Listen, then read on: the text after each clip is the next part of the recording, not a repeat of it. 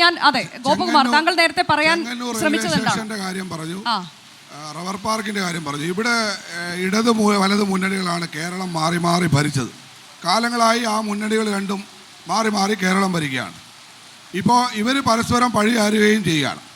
യഥാർത്ഥത്തിൽ നരേന്ദ്രമോദി സർക്കാർ കേന്ദ്രത്തിൽ അധികാരത്തിൽ വന്നിട്ടുണ്ട്. ഒ രാജഗോപാൽ കേന്ദ്ര റെയിൽവേ സഹമന്ത്രിയായിരുന്ന അവസരത്തിലാണ് ഇവിടെ ചില പ്രവർത്തനങ്ങൾക്ക് തുടക്കം കുറിച്ചത്. പിന്നീട് ആ ഗവൺമെൻറ് തുടർന്നില്ല. അതിനുശേഷം നരേന്ദ്രമോദി സർക്കാർ അധികാരത്തിൽ വന്നതിന് ശേഷമാണ് ഈ ചെങ്ങന്നൂർ റെയിൽവേ സ്റ്റേഷൻ്റെ അടക്കം കേരളത്തിലെ മാത്രമല്ല ഭാരതത്തിലെ റെയിൽവേ സ്റ്റേഷനുകളുടെ എല്ലാം വികസനം യാഥാർത്ഥ്യമാക്കാൻ നടപടിയെടുത്തത്.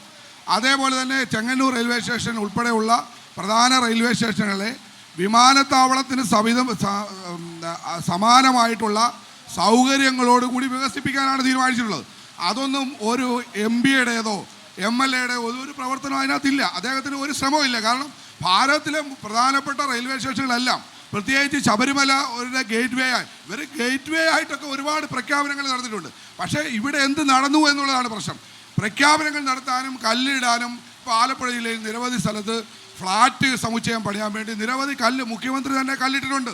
നേരത്തെയുള്ള മുഖ്യമന്ത്രി ഉമ്മൻചാണ്ടി കല്ലിട്ടിട്ടുണ്ട്, AK ആൻ്റണി കല്ലിട്ടുണ്ട്. ഈ കല്ലുകളൊക്കെ ഇപ്പോൾ പത്തിക്ക് മൂത്രം ഒഴിക്കാനുള്ള ഒരു സ്ഥാനം മാത്രമായിട്ടാണ് അത് മാറുന്നത്. അവിടെയെങ്കിലും നിർമ്മാണം നടത്തിയിട്ടില്ല. പക്ഷേ നരേന്ദ്രമോദി സർക്കാർ നരേന്ദ്രമോദിയുടെ ഗ്യാരണ്ടി എന്ന് പറയുന്നത് അത് ഗ്യാരണ്ടിയാണ്. പറയുന്ന കാര്യങ്ങൾ നിർവഹിക്കാൻ വേണ്ടിയിട്ടാണ് ചെങ്ങന്നൂർ റെയിൽവേ സ്റ്റേഷനിൽ പ്രഖ്യാപനം നടത്തി അതിന്റെ പ്രവർത്തനത്തിന്റെ നിർമ്മാണ ഉദ്ഘാടനം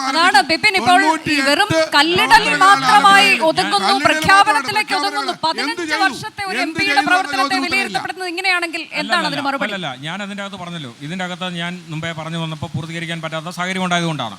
ഇവിടെ ചക്കുവള്ളിയിൽ ഒരു ITI കേന്ദ്ര ഗവൺമെൻറ് നിയന്ത്രണത്തിലുള്ള ഒരു ITI അദ്ദേഹം മന്ത്രിയായിരിക്കുന്ന കാലത്താണ് വന്നത്. ഒരു സ്കിൽ ഡെവലപ്മെൻറ്റ് കോളേജ് കൊട്ടാരക്കരയിൽ വന്നത് അദ്ദേഹം മന്ത്രിയായിരിക്കുന്ന കാലത്താണ് ഉണ്ടായത്. അപ്പം ഞാനിവിടെ കുട്ടനാട് പാക്കേജുമായി ബന്ധപ്പെട്ട് ഇവിടെ എനിക്ക് മുമ്പ് സംസാരിച്ച ജെയിംസ് സൂചിപ്പിച്ചു. കുട്ടനാട് പാക്കേജ് പ്രഖ്യാപിക്കുകയും അത് നടപ്പാക്കേണ്ട അഡ്മിനിസ്ട്രേഷൻ ഉത്തരവാദിത്തം ആർക്കാ? MP-ക്കാണോ? ഒരിക്കലുമല്ല. ആ പാക്കേജ് അട്ടിമറിക്കുകയും അവിടുത്തെ കർഷകരെ മുഴുവൻ ദുരിതത്തിലാക്കുകയും ചെയ്യുന്ന സാഹചര്യം ഉണ്ടാക്കിയത് ഇന്ന് സംസ്ഥാനം ഭരിക്കുന്ന ഗവൺമെൻറ്റാണ്. ഇത് കൂട്ടുത്തരവാദിത്തമുള്ള കാര്യമാണ്. ഞാൻ വെറുതെ ഒരു കാര്യം മാത്രം പറഞ്ഞു പോകില്ല. ഈ സംസ്ഥാന സർക്കാർ അധികാരത്തിൽ വന്നതിന് ശേഷമാണ് ഇടുക്കിയിലും വയനാട്ടിലും അടക്കമുള്ള സ്ഥലങ്ങളിൽ എല്ലാം MP എന്ന നിലയിൽ അദ്ദേഹത്തിന് ഒന്നും ചെയ്യാൻ പറ്റാത്തൊരു സാഹചര്യം സംസാരിച്ച ഈ കാര്യങ്ങൾ നിങ്ങൾ കേട്ടിട്ടും ഇവിടെ ഈ കാര്യങ്ങൾ നടന്നില്ല, ചെയ്തില്ല എന്ന് വീണ്ടും വാഗോട്ട് പറയുന്നത് എന്താ അർത്ഥം? അവിടെ റബ്ബർ പാർക്ക് ഉണ്ട് എന്ന് പറയുന്നത് യാഥാർത്ഥ്യമാണ്. ITI ഉണ്ട് എന്ന് പറയുന്നത് യാഥാർത്ഥ്യമാണ്. കോളേജ് ഉണ്ടെന്ന് പറയുന്നത് യാഥാർത്ഥ്യമാണ്. ഇവിടെ ഈ 300 കോടി രൂപ കുട്ടനാട് പാക്കേജുമായി ബന്ധപ്പെട്ട് ഒന്നാം കുട്ടനാട് പാക്കേജ് നടപ്പിലാക്കുമ്പോൾ MP കൊടിക്കുന്നിൽ സുരേഷ് സംസ്ഥാനം ഭരിച്ചുകൊണ്ടിരുന്ന ഉമ്മൻചാണ്ടി ഗവൺമെന്റുമാണ്. ആ പദ്ധതി അട്ടിമറിച്ചത് MP-യുടെ നേതൃത്വത്തിലുള്ള കോൺഗ്രസ് ആണ്. ഈ സംസ്ഥാനം ഭരിച്ച ഉമ്മൻചാണ്ടി ഗവൺമെന്റ് ആണ്. എന്താ മറുപടി പറയാനില്ലാത്ത? പിണറായി വിജയൻ വന്നതിന് ശേഷമാണോ ഒന്നാം കുട്ടനാട് പാക്കേജ് അട്ടിമറിച്ചത്? അത് നടപ്പിലാക്കാൻ കഴിയാതിരുന്നത് MP-യുടെ കെടുകാര്യസ്ഥതയെ പരാജിതനായ ഒരു ജനപ്രതിനിധിയുമാണ്. ആ നാട്ടിലെ ജനങ്ങളെ മുഴുവൻ പറ്റിക്കുകയല്ലേ? എന്നിട്ട് വീണ്ടും വോട്ട് ചോദിക്കാൻ വേണ്ടി ഈ നാടിന് വേണ്ടി ഒരു വികസനവും ചെയ്യാതെ വീണ്ടും വോട്ട് ചോദിക്കാൻ വേണ്ടി എത്തിച്ചേർന്നിരിക്കുക. അതാണ് ഈ ജനങ്ങൾ. 5000 കോടിയുടെ ഇടുക്കി പാക്കേജും 7000 കോടിയുടെ വയനാട് പാക്കേജും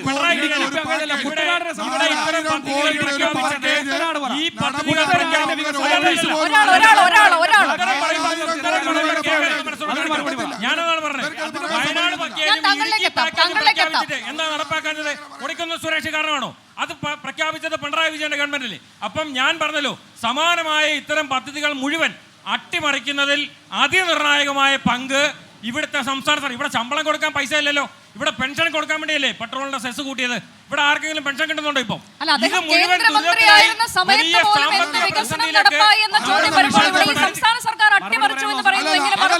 ഇവിടെ പറഞ്ഞ വിഷയത്തെ പറ്റി പറയണം. അങ്ങനെയല്ല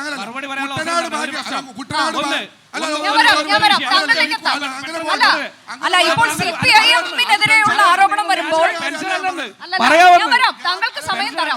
പ്രധാനപ്പെട്ടത് നിങ്ങളൊരു കാര്യം മനസ്സിലാക്കേണ്ടത്, ശബരിമല ഇടത്താവളവുമായി ബന്ധപ്പെട്ട് കേരളത്തിലെ ഏറ്റവും പ്രധാനപ്പെട്ട റെയിൽവേ സ്റ്റേഷനിൽ ചെങ്ങന്നൂർ മണ്ഡലവും ശബരിമലയുമായി ബന്ധപ്പെട്ട് ഏറ്റവും പ്രധാനപ്പെട്ട മണ്ഡലമാണ്. ശബരിമല ഇടത്താവളം സൃഷ്ടിച്ചത് ഇടതുപക്ഷ ജനാധിപത്യ മുന്നണിയും സജി ചെറിയാൻ ഈ മണ്ഡലത്തിൽ വിജയിച്ചതിന് ശേഷമല്ലേ? രാമേന്ദ്രൻ നായരും സജി ചെറിയാനും ശബരിമലയ്ക്കെതിരെ പിണറായി വിജയനും വന്നതിന് ശേഷമല്ലേ ശബരിമല 10 കോടി രൂപ നിങ്ങൾക്ക് ശരി ശരി ശരി ശരി ശരി ശരി ഇങ്ങനെ ശബ്ദം വെച്ചാൽ ചർച്ച എങ്ങും എത്തില്ല. ശരി ശരി ശരി ശരി ചോദ്യം എന്താണ്?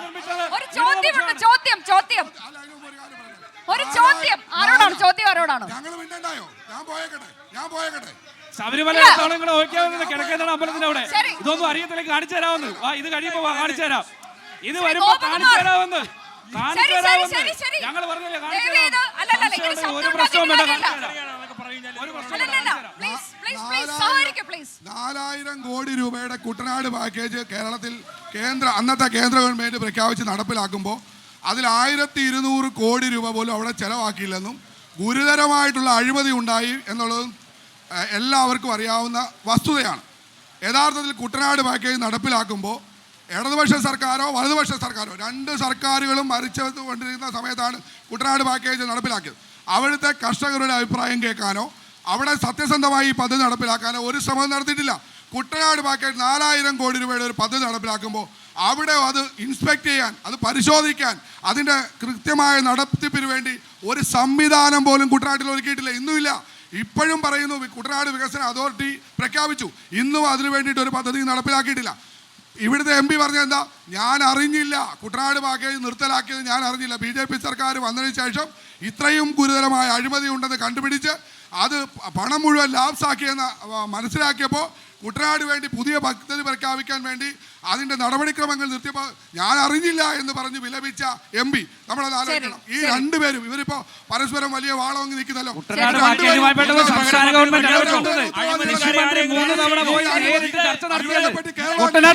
ബന്ധ കൃഷിമന്ത്രി 3 തവണ പോയി നേരിട്ട് അടിസ്ഥാനത്തിൽ നയം നടപ്പിലാക്കി. ഇപ്പൊ നടപ്പിലാക്കിയിട്ടുണ്ട്. രണ്ടാം കുട്ടനാട് പാക്കേജ് ഒരു സംശയം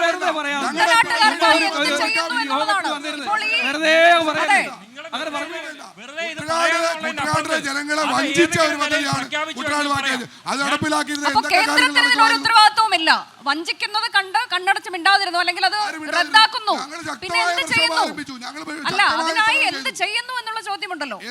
അല്ല, കേന്ദ്രത്തിന്റെ ഒരു ഇടപെടൽ ഈ വിഷയത്തിൽ ഉണ്ടാകേണ്ടതല്ലേ? ഇപ്പൊ കൃത്യമായിട്ട് അതിനെപ്പറ്റി പഠിച്ചുകൊണ്ടിരിക്കുക. കുട്ടനാടിന് വേണ്ടി നല്ല പാക്കേജ് പ്രഖ്യാപിക്കും. ഇവർ പറയുന്നത്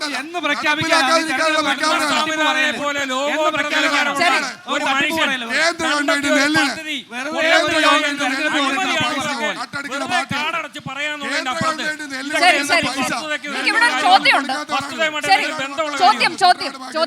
ഒരു വനിതയുടെ ചോദ്യമാണ്. പറയൂ. നിങ്ങൾ ആരോടാണ് ചോദ്യം? ആരോടാണ്? രണ്ടുപേരോടും ഉണ്ട്. നിങ്ങൾ LDF-നോടും UDF-നോടും. ഞാൻ പറയാം. ഇവിടെ വികസനത്തിൻ്റെ കാര്യം പറയുമ്പോൾ നിങ്ങൾ LDF-ഉം UDF-ഉം തമ്മനും കളിക്കുകയാണ്. കാരണം ഇവിടെ അതായത് നിയമസഭാ ഇലക്ഷൻ വരുമ്പോൾ നിങ്ങൾ അങ്ങോട്ട് വോട്ട് കൊടുക്കും, പാർലമെൻറ്റ് ഇലക്ഷൻ വരുമ്പോൾ തിരിച്ച് ഇങ്ങോട്ടും കൊടുക്കും. ഇവിടെ അതാണല്ലോ കളി. അപ്പോൾ അന്നേരം നമ്മുടെ ചെറുക്കനാവും, ഇപ്പം നമ്മുടെ മറ്റവരുടെ ചെറുക്കനാവും. അപ്പോൾ അങ്ങനെയാണ് നിങ്ങൾ കളിക്കുന്നത്. ഞാൻ ഗ്രാമപഞ്ചായത്ത് മെമ്പർ, അവിടെ LDF-ഉം UDF-ഉം ഭരിക്കുകയാണ്. അപ്പോൾ ജനങ്ങളുടെ മുമ്പിലുള്ള ഈ കള്ളത്തരമൊക്കെ ഉള്ളൂ. പക്ഷേ അത് ഇത്തവണ നമുക്ക് ജനങ്ങൾ തിരിച്ചറിയും. ഇവിടെ ബഹുമാനായ UDF-ൻ്റെ പ്രതിനിധി ഇവിടെ സംസാരിച്ചു. ഇവിടെ ഒരു ചോദ്യം ചോദിച്ചിരുന്നു, വികസനം ഈ 15 വർഷം കൊണ്ട് എന്ത് വികസനമെന്ന്. ഒരു ജനപ്രതിനിധി എന്ന നിലയ്ക്ക് ഇപ്പോൾ കേന്ദ്ര സർക്കാർ നടപ്പാക്കുന്ന പദ്ധതിയിൽ ഞാനും കൂടാണ് കൊണ്ടുവന്നത് എന്ന് പറയുന്നതല്ല. അവരവർക്ക് ഓരോ ജനപ്രതിനിധികൾക്കും ഓരോ ഫണ്ടുണ്ട്, ആസ്തി വികസന ഫണ്ട്. ഇപ്പം ഞാനൊരു ജനപ്രതിനിധിയാണ്, എനിക്കേതായിട്ട് ചിലവാക്കാൻ പറ്റുന്ന ഫണ്ടുണ്ട്. അങ്ങനെ കിട്ടിയ ഫണ്ട് MP എവിടെ ചെയ്തു, എന്ത് ചെയ്തു? ഇപ്പം പറഞ്ഞത് ഈ കേന്ദ്ര സർക്കാർ നേരിട്ട് കൊടുക്കുന്ന റെയിൽവേ സ്റ്റേഷൻ 300 കോടി, അതായത് 17 കോടിയിൽ എന്ത് ചെയ്തിട്ടുണ്ട് എന്നുള്ളതാണ് കൃത്യമായി ചോദിക്കുന്നത്. 6.5 കോടി ലാപ്സാക്കി. 6.5 കോടി ലാപ്സാക്കി. ഇപ്പം കേന്ദ്ര സർക്കാർ നടപ്പാക്കുന്ന പദ്ധതി ഞാനിവിടെ പറഞ്ഞിട്ടാണ്. 6.5 കോടി ലാപ്സായി എന്നുള്ളത്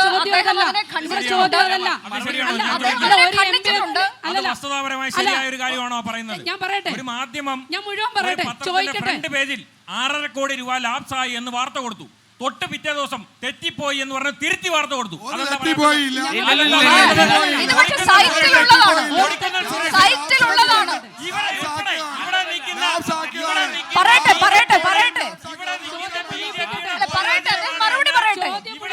BJP-യുടെ പ്രതിനിധിയുടെ പരാജയമാണെന്ന് ഞാൻ പറയും. അദ്ദേഹം ദൃശ്യമാധ്യമങ്ങളോട് പരസ്യമായി വന്ന് പറഞ്ഞു, ഞാൻ ആ പറഞ്ഞ കാര്യം തെറ്റാണ്. 6.5 കോടി രൂപ ലാപ്സാക്കിയിട്ടുണ്ടെങ്കിൽ സൈറ്റുകളിലുള്ളതാണ്. ബിപിൻ മാത്യു, ബിപിൻ മാമൻ, ബിപിൻ മാമൻ. അതെ, ചോദ്യം ചോദ്യം. ശരി ശരി, അത് കഴിഞ്ഞു. ചോദ്യം ചോദ്യം ചോദ്യം. പറയൂ പറയൂ.